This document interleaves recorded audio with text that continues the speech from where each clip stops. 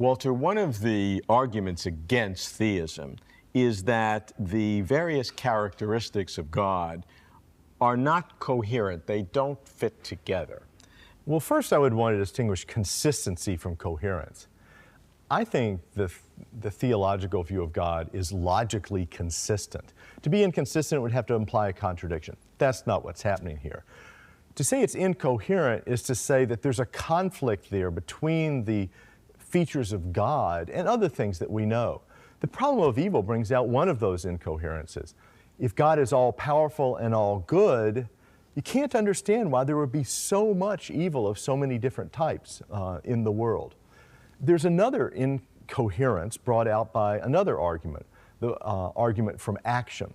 If God is eternal, or if God is even unchanging but in time, you can't understand how God could bring about changes in the world if God doesn't change himself.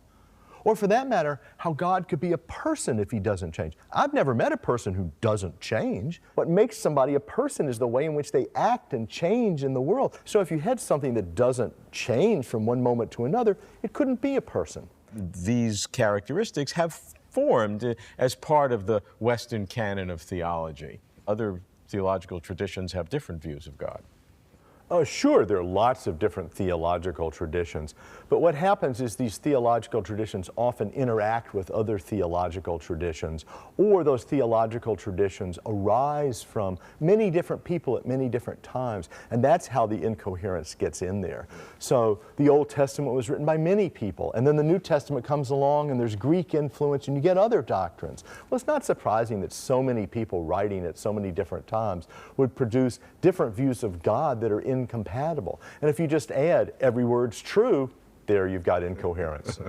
So you would see then the contradiction, the incoherence between different characteristics as opposed to some logical trick of words which really don't have any impact. I think a lot of the discussions that depend on those logical tricks of words, I completely agree with that characterization of them, but those don't really get at the issues, and most people who believe in God or disbelieve in God know that those don't really get at the issues. How about some of these other characteristics, like God being omniscient, knowing everything? Some would say that just the statement of knowing everything would so clutter God's mind with all sorts of crazy things that's incoherent on its own value.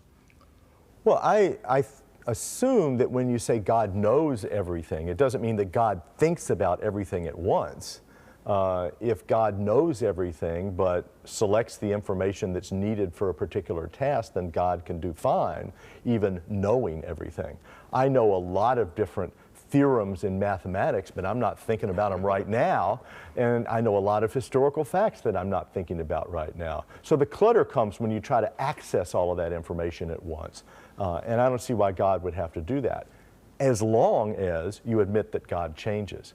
But if you say God doesn't change, then God doesn't access some information at some times and other information at other times. Instead, God has to access all the information at once. Then there might be a problem. Well, the theologians have a difficulty, because if they say that God changes, that means that God has a past and God has a future. Right. And if God has a past, that means there are things that God can never do again, and that are forever removed from him, and that makes him less perfect. So that's why that doctrine emerged. People are trying to fiddle with God and make him so perfect, and a perfect being would not have events that are no longer accessible, and also events in the future that are not under direct control, because that would be less than perfect. You've got to have God as unchanging, but you forget that by adding unchanging in order to keep omnipotence, that's going to conflict with active in the world. Right. And you lose the omnipotence because now he can't act in the world.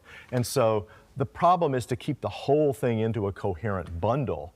And even if there's not a logical contradiction in there, I don't see how that's going to happen.